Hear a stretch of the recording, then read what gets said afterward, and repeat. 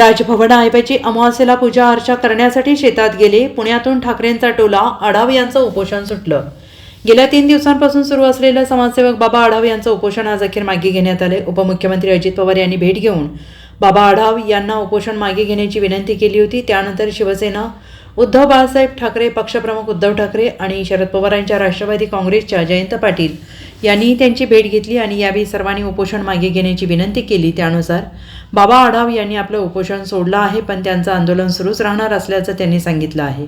पुण्यातील भिडेवाडा येथे सुरू असलेल्या आंदोलनास उद्धव ठाकरेंनी भेट देऊन राज्यातील विधानसभा निवडणुकांच्या निकालावरून महायुती आणि केंद्रातील मोदी सरकारला लक्ष्य केलं. तसेच EVM विरोधात आणि लोकशाही वाचवण्यासाठी आता मोठं आंदोलन उभारलं जाईल असंही ठाकरे यांनी म्हटलेलं आहे. आणि यावेळी नाव न घेता एकनाथ शिंदेंवरही निशाणा साधला आहे. आजचा दिवस लक्षात राहणार आहे. बाबा आढाव प्रेरणा देणारे असून प्रेरणा कधी म्हातारी होऊ शकत नाही. हरलेल्यांना आणि जिंकलेल्यांना देखील या निकालावर विश्वास नाही. वनवा पेटवायला एक ठिणगी पुरेशी असते. बाबा आढाव यांचं हे आंदोलन म्हणजे ती ठिणगी आहे. योजनांच्या माध्यमातून सत्ताधाऱ्यांनी महाराष्ट्र विकत घेतला आणि या घोळात एक मोठा विषय EVMचा आहे. माझे मत कोठे जाते हे समजायला हवे. शेवटच्या 1 तासात 76 लाख मतं का वाढली असा सवाल उद्धव ठाकरे यांनी येथील आंदोलनातून विचारला आहे. एवढं राक्षसी बहुमत असून सुद्धा महाराष्ट्रात आनंद का नाही? बहुमत मिळून देखील राजभवनात जाण्याऐवजी हे लोक शेतात पूजा अर्चा करण्यासाठी का जात आहेत?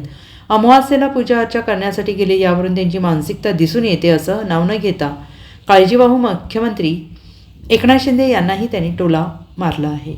सगळ्यात महत्त्वाचं म्हणजे आज एवढं मी 500पेक्षा जास्त राक्षसी बहुमत मिळाल्यानंतर महाराष्ट्रात आनंदोत्सव का नाही? सगळ्यांची चेहरे हे असे विस्मयकारक काय आहेत?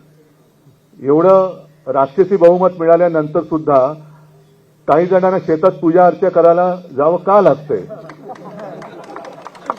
राजभवनवरती जायला पाहिजे. आम्ही तर गेलो होतो. आमचं तर काय, आम्ही 25-30 वर्ष एकमेकाच्या विरोधातच लढलेली माणसं होतो. पण जेव्हा आमची महाविकास आघाडी झाली तेव्हा पहिल्या प्रथम तेव्हा तर काय राष्ट्रपती राजवट लावली होती. आज कोणीही दावा केलेला नाही. विधानसभेची मुदत संपून गेलेली आहे तरी राष्ट्रपती राजवट का लागली गेलेली नाही?